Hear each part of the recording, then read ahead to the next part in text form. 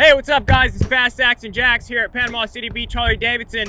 In front of me I have a beautiful 2019 Harley-Davidson Roadster. This bike is fun, it's fast, and it's surprisingly comfortable.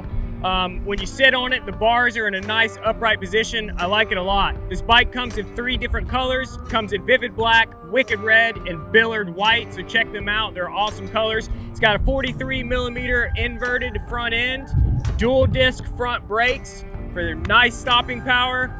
It's all blacked out. It's got the gray motor case. Another interesting fact about the Roadster is the Harley-Davidson Roadster and the 1200 Custom are the only 2 Sportsters that come new with passenger pegs. So that's a nice option as well. You can get a passenger on the back with the 2-up seat that's on there. The seat is comfortable.